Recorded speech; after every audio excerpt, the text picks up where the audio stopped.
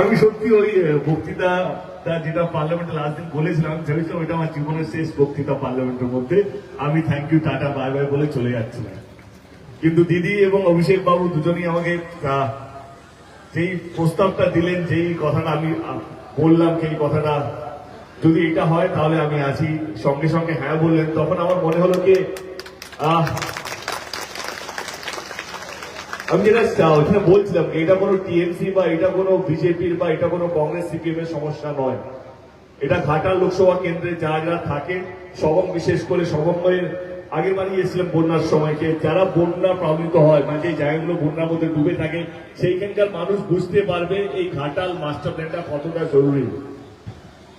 তো সেই জন্য আমার মনে হলো কি এর জন্য যদি আরেকটা জন্ম নিতে হয়, এই ঘাটাল মাস্টার প্ল্যানটা বাস্তবিক করার জন্য আমি আবার জন্ম নেব। কারণ এই ঘাটাল মাস্টার প্ল্যানটা, আমি হয়তো অতটা রাজনীতি বুঝি না, কিন্তু আমি এইটুকু বুঝি কি এই ঘাটাল মাস্টার প্ল্যানটা ঘাটাল লোকসভা কেন্দ্রের মানুষের জন্য কতটা জরুরি।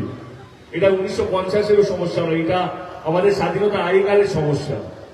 কিন্তু ঘাটাল মাস্টার প্ল্যান এই নামটা এসছে যখন আমাদের সার্ভে হয়েছিল, তখন এই নামটা দেওয়া হয়েছিল। তবে থেকে আমরা জানি এই ঘাটাল মাস্টার প্ল্যানটা, কিন্তু এটা আমাদের 100-150 বছর পূর্ণ সমস্যা। সেটা কোথাও যেন সমাধান হতে চলেছে দিদির হাত ধরে।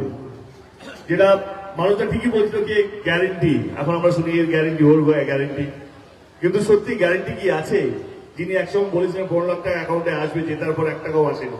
কিন্তু 21-এর আগে দিদি বলেছিলেন যদি আমরা সরকারে আসি স্বাস্থ্য সাথী কার্ড হবে, লক্ষ্মীর ভান্ডার হবে, সেই সমস্ত কিছু কিন্তু মানুষ পাচ্ছে, আপনারা পাচ্ছেন। তো কার গ্যারেন্টি বাংলার মানুষ বুঝবে বা বিশ্বাস করবে, এটা পরিষ্কার।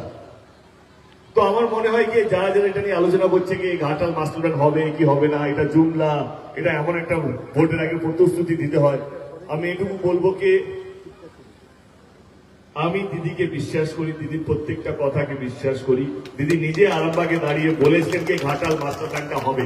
আমি জানি এটা অনেকটা সময় লাগবে, কারণ অনেকগুলো জমি নিতে হবে, অনেকগুলো নদীকে এক করতে হবে, জানি এটা প্রসেস, কিন্তু শুরু তো হোক। অ্যাটলিস্ট কোন সরকার, কোন নেত্রী, কোন মুখ্যমন্ত্রী এটা ভাবছে তো মানুষের ভালো করার জন্য, শুধু ভোট দিয়ে পালিয়ে যাচ্ছে না তো। তো আমি এতেই খুশি কি এই কাজটা শুরু হবে।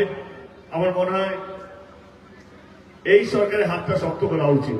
আমি হার জিত নিয়ে বিশ্বাসী নই, কারণ আমার মনে হয় যে মানুষ বোঝেন, আপনারা বোঝেন কোন ছেলেটা ভালো, কোন পার্টিটা ভালো, কোন নেতা ভালো, কোন নেতা ভালো নয়, এটা পরিষ্কার আজকে। তো আপনাদের যদি মনে হয় কি আমি এবং আমার দল এবং আমাদের নেতারা, আমার মনে হয় কি মানুষটা আছেন, আমরা যদি কিছু ভালো কাজ করে থাকি তো সঙ্গে থাকবেন, এবং আপনারা জানেন 25শে মে কাকে ভোটটা দিতে হবে। আমি জানি এখানে অনেক কর্মীরাই আছেন দলের।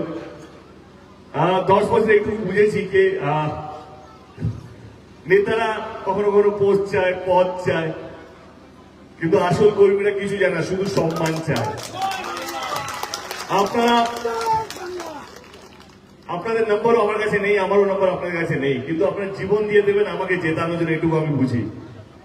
হয়তো এরপর দেখা হয়তো অনেকটা সময় কেটে যাবে, দেখা হয়তো সেরকম ভাবে হবে না জেতার পর, কিন্তু আমরা জানি যে জেতানোর জন্য শেষটুকু আপনার লাগিয়ে দেবেন কি এই ছেলেটাকে যদি একটা ভোট বেশি যদি জেতাতে পারি তা তো আমার গর্ব হবে।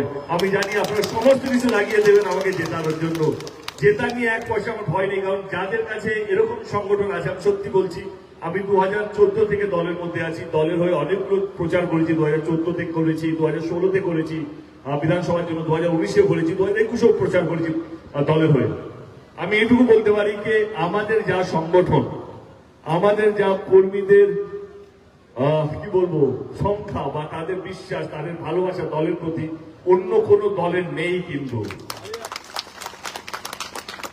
আমি একটা জিনিস বিশ্বাস করি, টিএমসি কে হারানোর ক্ষমতা কারণ নেই, শুধু টিএমসিরই আছে।